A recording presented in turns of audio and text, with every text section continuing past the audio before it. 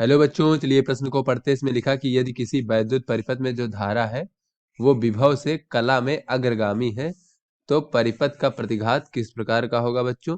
तो चलिए इस प्रश्न की मूल अवधारणा हम देख लेते हैं बच्चों, और इसमें समझ लेते हैं कि कोई भी हमारा धारा परिपथ है प्रत्यावर्ती, उसमें जो है बच्चों किस प्रकार के प्रतिघात हो सकते हैं। तो बच्चों ये देख लेते हैं प्रतिघात क्या होता है। बच्चों प्रतिघात ये होता है कि धारा के प्रवाह में जो अवरोध उत्पन्न होता है उसे हम प्रतिघात कहते हैं।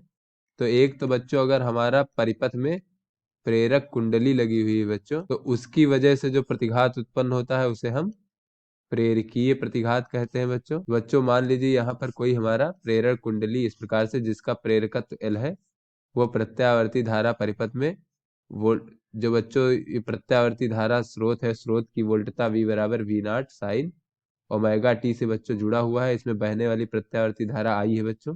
तो जो I होता है वो होता है हमारा I0 साइन ओमेगा टी ऋण पाई भागे 2।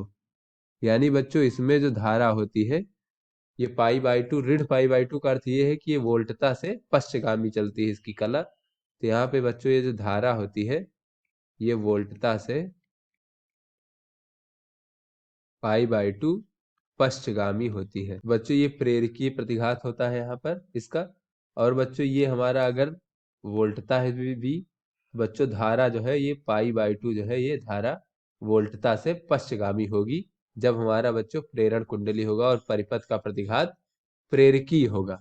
तो चलिए बच्चों अब देख लेते हैं दूसरा कौन सा प्रतिघात हो सकता है। तो बच्चों एक हमारा अगर हमारे परिपथ में संधारित्र लगा हो बच्चों, तो ऐसे में जो परिपथ का प्रतिघात होता है उसे हम धारितीय प्रतिघात कहते हैं। तो बच्चों यहाँ पर इस प्रकार से अगर संधारित्र जुड़ा है और ये बच्चों हमारा प्रत्यावर्ती स्रोत की वोल्टता V बराबर V0 साइन ओमेगा टी है, तो बच्चों ऐसे में जो बहने वाली धारा होती I0 साइन ओमेगा टी धन π/2। यानी बच्चों इसमें जो बहने वाली धारा है वो वोल्टता से π/2 अग्रगामी होता है। धारा वोल्टता से π/2 अग्रगामी होता है। अर्थात बच्चों ये अगर हमारा वोल्टता है तो वोल्टता से जो है धारा हमारी π/2 अग्रगामी होता है।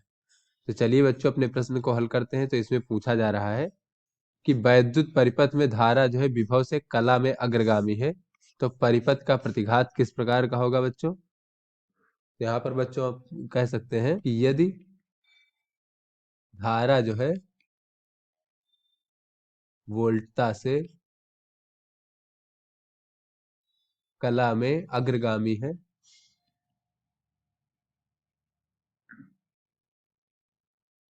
तो परिपथ का प्रतिघात धारितीय प्रतिघात होगा। क्योंकि बच्चों जब धारितीय प्रतिघात होता है यानी कि संधारित्र लगा होता है, या फिर बच्चों अगर साथ में हमारा प्रेरण कुंडली भी लगी हुई है, तब भी जो है धारितीय प्रतिघात का मान अधिक होगा। तभी जो है बच्चों इसमें जो बहने वाली धारा है वो वोल्टता से अग्रगामी होगा। तो आशा करते हैं बच्चों ये आपको समझ में आ गया होगा। धन्यवाद।